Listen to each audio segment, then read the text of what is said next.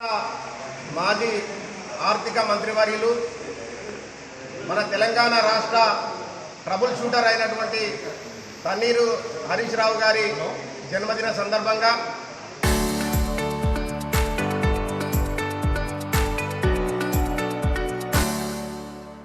కార్యక్రమంలో మరియు హరీష్ రావు గారికి జన్మదిన శుభాకాంక్షలు.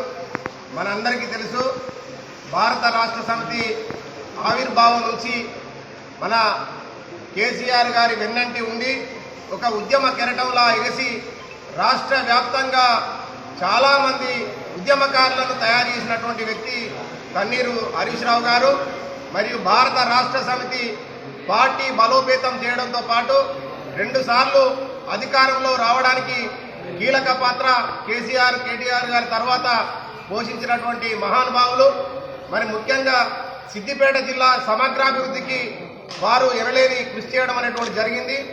తన్నీరు హరీష్ రావు గారు ఆర్థిక మంత్రిగా ఉన్నప్పుడు మన హుస్నాబాద్ నియోజకవర్గాన్ని అన్ని రంగాలలో అభివృద్ధి చేసి పురాతనమైనటువంటి రోడ్లను కూడా మంచి అభివృద్ధి పదంలో తీసుకుపోవడం జరిగింది.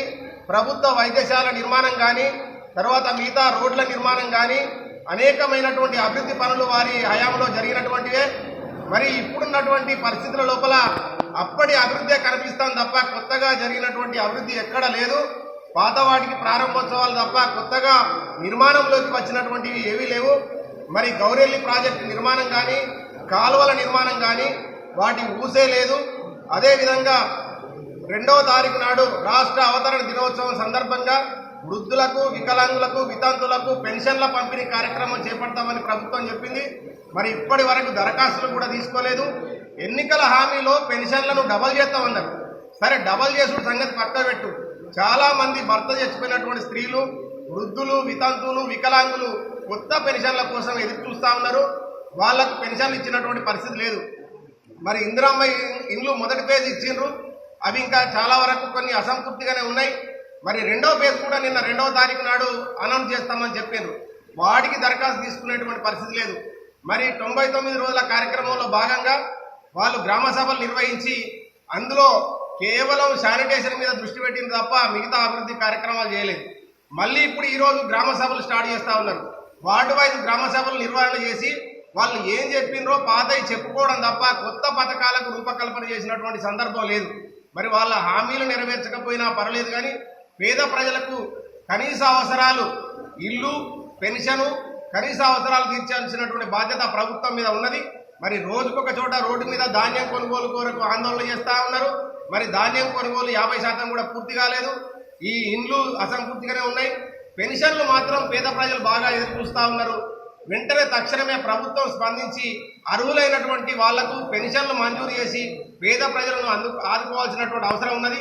హరీష్ రావు గారి జన్మదిన సందర్భంగా అందరికీ శుభాకాంక్షలు తెలియజేస్తూ వారు ఆయుర ఆరోగ్యాలతోటి, ఇష్ట ఐశ్వర్యాలతోటి ఉండి రానున్నటువంటి ప్రభుత్వం లోపల కీలక పాత్ర పోషించి ఈ ప్రాంత అభివృద్ధికి తోడ్పడతారని ఆశిస్తూ ఈ అవకాశం ఇచ్చిన పెద్దలందరూ టీఆర్ఎస్ పార్టీ కార్యాలయంలో మాజీ మంత్రివర్యులు తన్నీరు హరీష్ రావు గారి జన్మదిన శుభ సందర్భంగా విచ్చేసినటువంటి ముఖ్యంగా తెలంగాణ ఉద్యమంలో తన్నీరు హరీష్ రావు గారు ప్రముఖ పాత్ర వహించడం జరిగింది.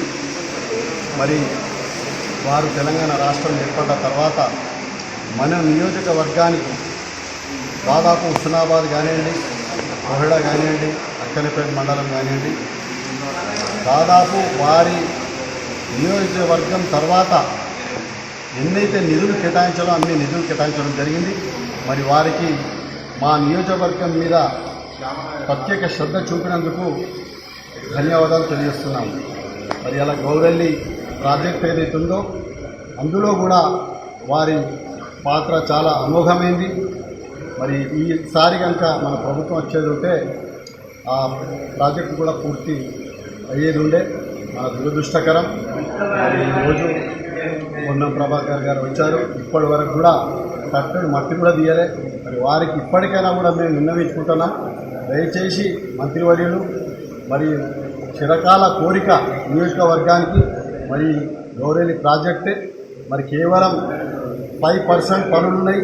మరి మీరు కాలువల కూడా 400 కోట్లు నిధులు వెచ్చించడం జరిగిందని కూడా చెప్పి దాదాపుగా ప్రోగ్రామ్ కూడా చేసుకున్నారు. ఇప్పటి వరకు పని స్టార్ట్ చేయలేదు.